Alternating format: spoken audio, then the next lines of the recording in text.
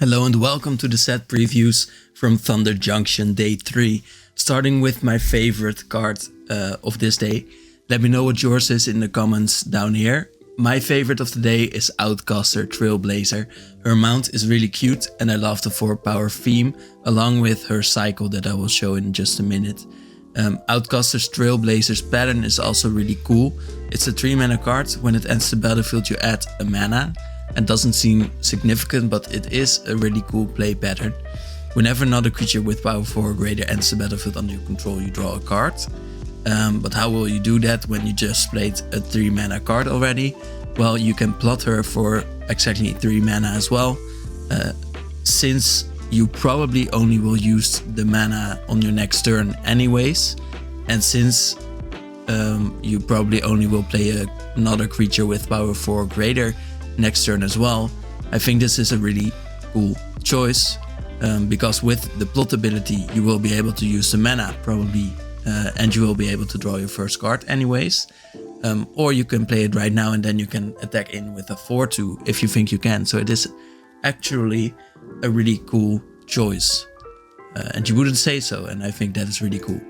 Her cycle is the Outcaster cycle, and in the story these were people that were outcasts and were living in nature. In this case, the outcasters, I think, are all about big mana on one side and power 4 or greater on the other. For example, the Beast Bond outcaster says that if you control a creature with power 4 or greater, you draw a card once.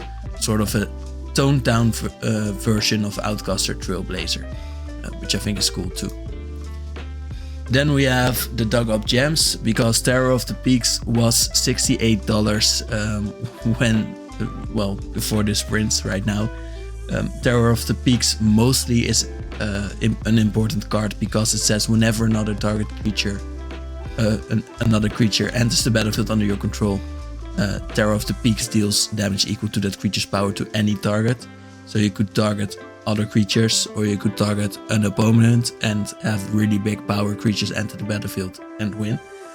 So that's why it's so important to have this on the battlefield if you want to win the game quickly, and that's why it's also so expensive. Next up we have the mythic moments.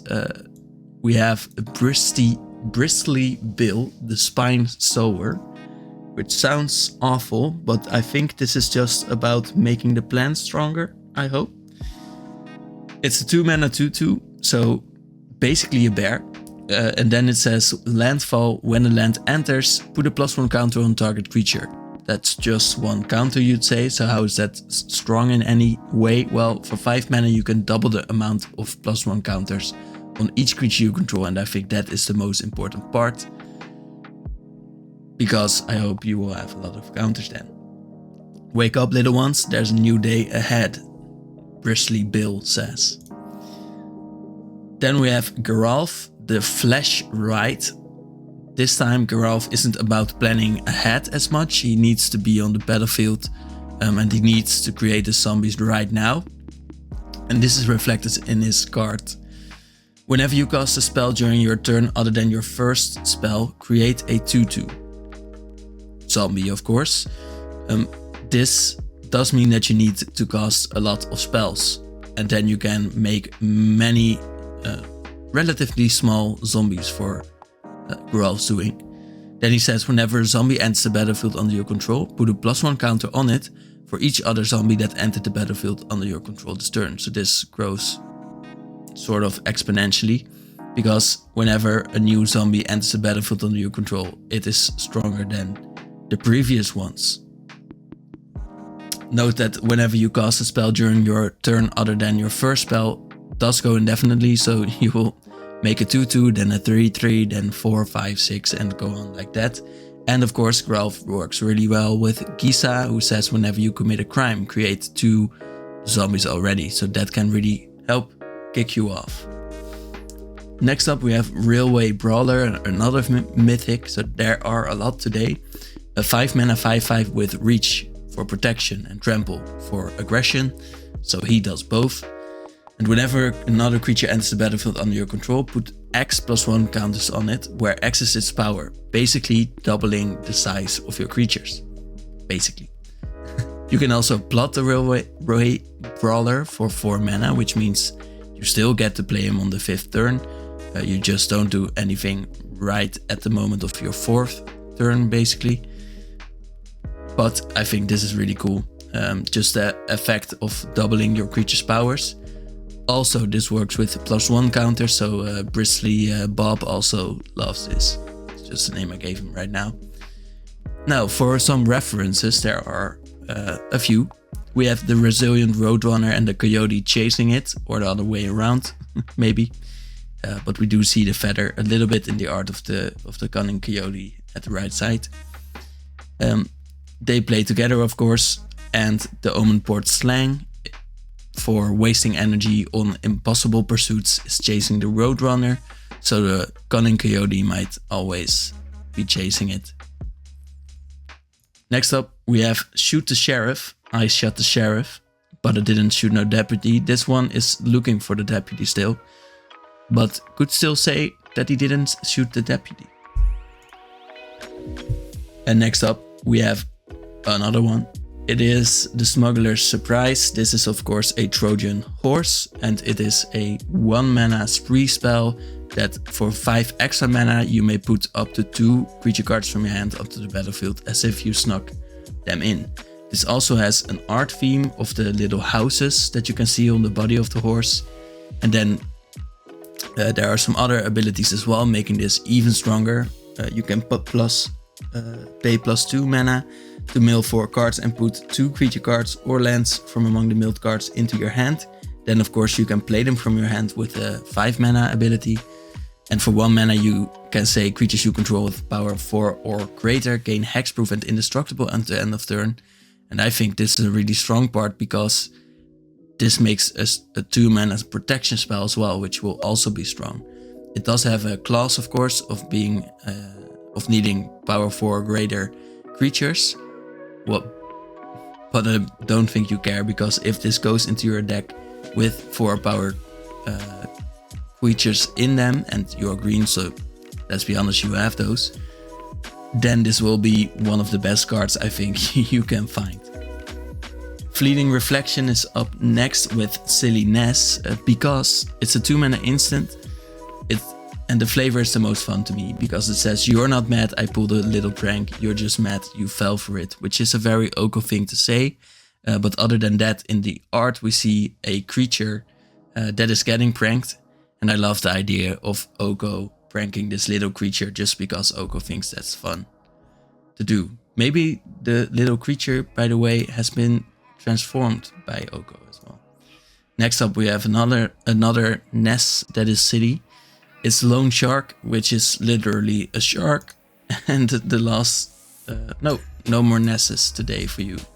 We have Limited Play, which is also important. We have Dance of the Tumbleweeds, which is a 2 mana spree card, where in total when you pay 5 mana you can create an XX elemental token, where X is the number of lands you control. And this ability in draft is really strong. It is a common as well, so I think this will be highly pickable. Next up is 3 Steps Ahead, which is another spree card and I think is sleeve worthy in basically any deck. It says for 3 mana in total you can counter target spell, pay an extra 3 mana and you can create a token that's a copy of an artifact or creature. So that's really strong. You could pay 4 mana and do that and counter a spell, which is really high value.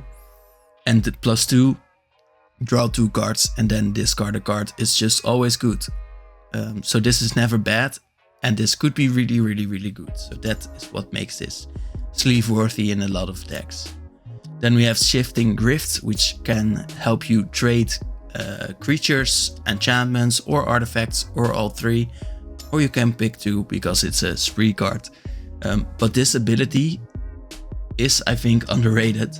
The fact that you can have a really small creature and trade it for a big one does mean often that you win a lot with just 4 mana. And if you have a cheap artifact like maybe a clue or something, and you can trade it for a big artifact from your opponents, you will also be very happy. And just 3 mana for it is not that bad. It is really not. Pillage the Bog is a 2 mana Steve worthy pick because it says look at the top X cards, where X is twice the number of lands you control. Even if that's 4 and you can pick one of them, put it into your hand, that is already pretty good, I would say. I don't know why this has a plot ability. I don't know why you would do that. But let me know in the comments, I guess. Next up we have Malcolm the Ice, which is a 2 mana flying haste, and that says whenever you cast your second spell each turn, investigate. This is, I think, pretty slow, definitely for such a cool legendary, I would say, and coming from an ongoing narrative where in Ixalan he had a really cool battle, I think, in the story at least. I think this is a little bit tame, but a 2 mana flying haste that is a 2/2 is not too bad on its own. Lassoed by the Law, 4 mana enchantment that exiles target non-land permanent that until it leaves the battlefield is pretty good, especially since you get a 1/1 with it. I think this is pretty good in limited play as a removal spell. Next up in limited play we have the Hellspur Brute, which is the first Hellspur that we see. And we hear about a new place, the Black Snag Bog. Haven't seen it on the lands yet, but this is a 5 mana trample 5/4 with affinity for Outlaws. So in that deck it might become really cheap, and the 5/4 with trample is never bad in draft. Or I haven't seen it be really bad, except for like the Dreadnought era. Next up we have Shackle Slinger, and tapping creatures I really love, especially since this one says whenever you cast your second spell each turn, choose target creature an opponent controls if it's tapped. Put a stun counter on it, otherwise tap it, so you can use this ability on any creature, even the tapped ones. And stacking those uncommon Shackle Slingers is really good for the second spell archetype. Next up is Rise of the Varmints, which is a 4 mana sorcery. Again an uncommon. Uncommons are really important for draft, that's why I'm choosing these. But it says create X 2/1s, where X is the number of creature cards in your graveyard.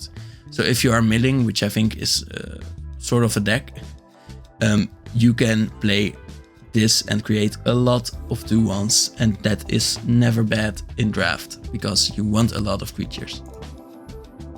Rustler Rampage is a 1 mana thematical card, which is going on in the sense of literal cowboys. In this case, one that is riding a cow. It could also be a mount, I guess.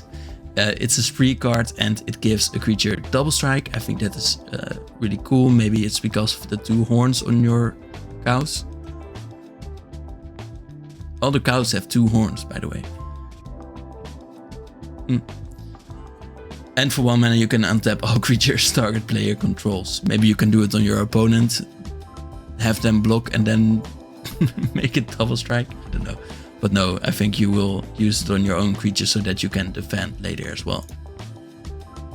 Next up, thematicals, we have another train dude, the Nimble Brigant.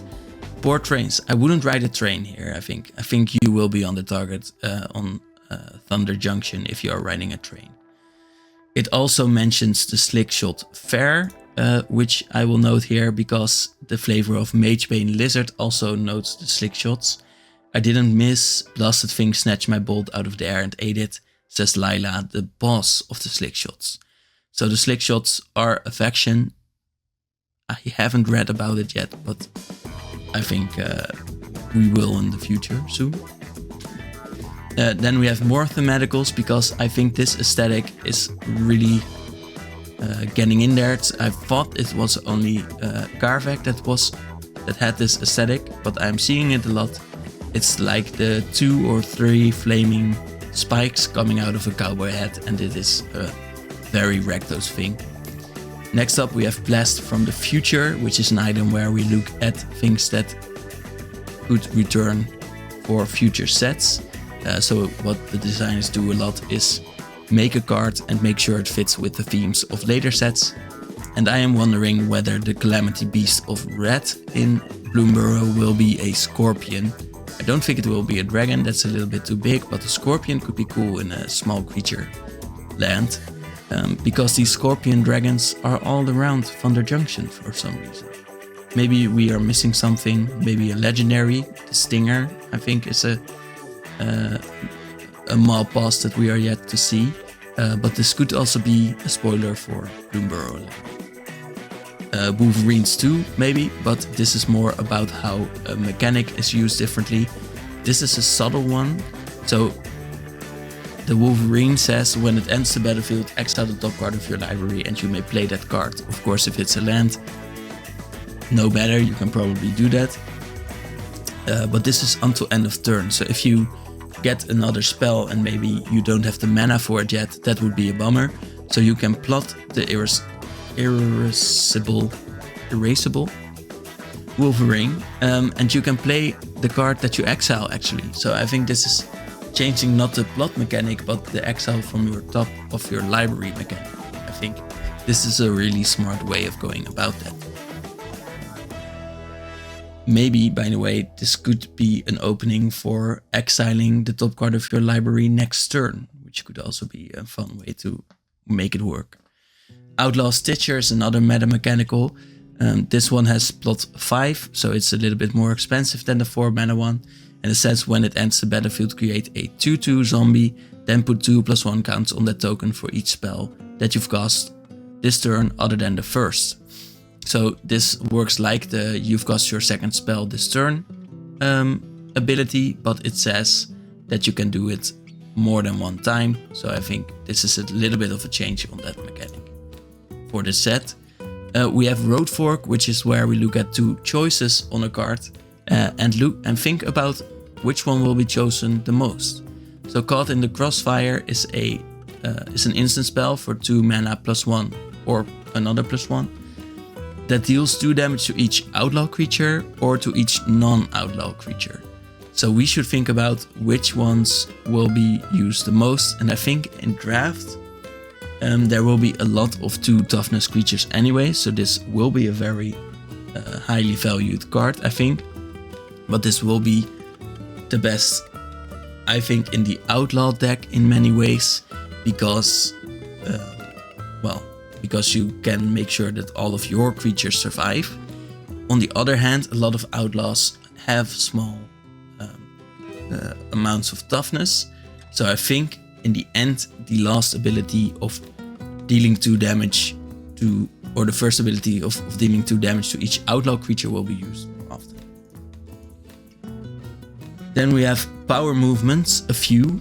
The Bonard Desecrator, when you look at the previous 3/4 for 4 in black at this rarity, the previous ones had menace as well, like the Bonard Desecrator, but the only upside was that as long as you control a certain creature, you get an extra power, making it a 4/4.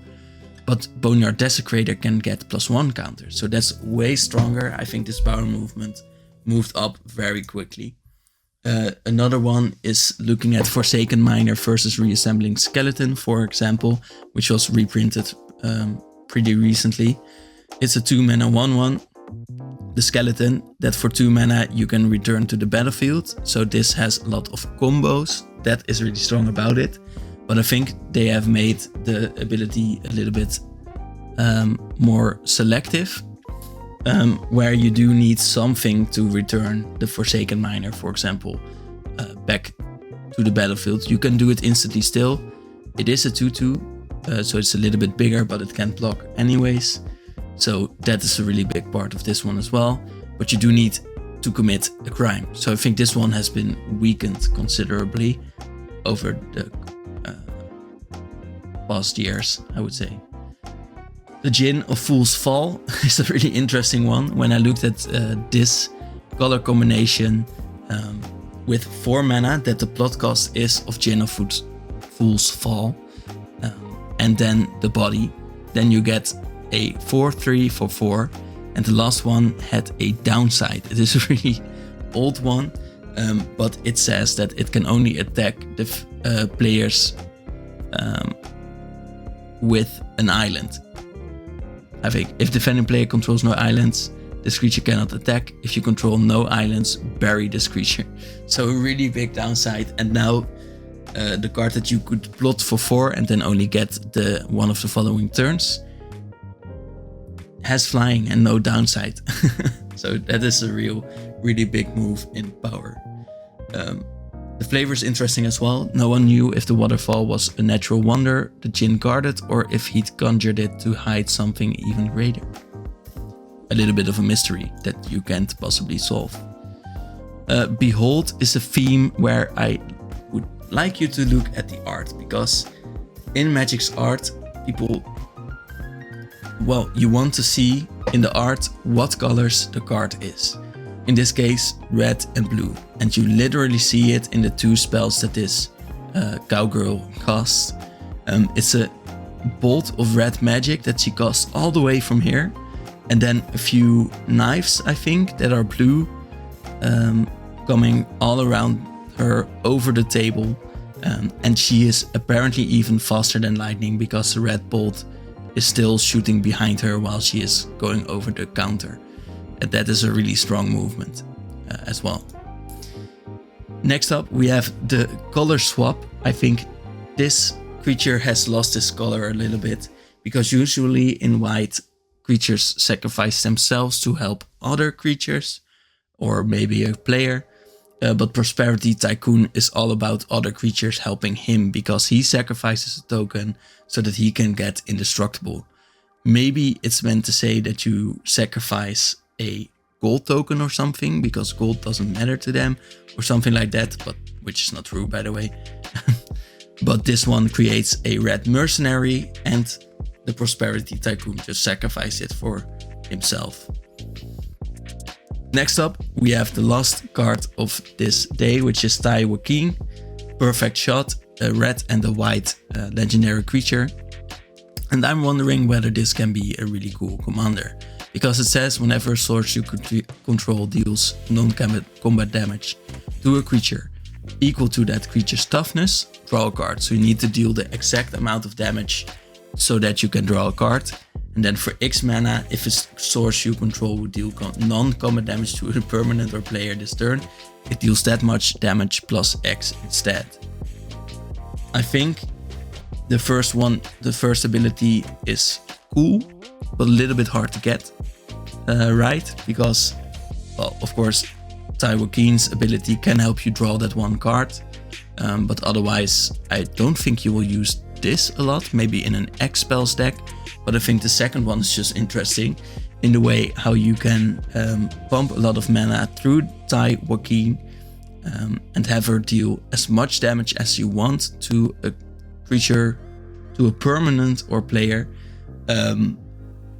with an X cost. I think that is really the most interesting part about this, is that you will need a lot of targeted spells. I think in this way you can get the most out of the first ability as well. And then when you target your opponents a bunch of turns behind each other, you can have Tai Wen deal damage equal to the amount of mana that you have available. So I think this can still be interesting, but mostly because of the second ability on its own. And that was it for today. I want to thank you for watching, and here's your daily treat. Thank you, bye. Release me, release my magic cards, 'cause the previous set was only 2 months ago.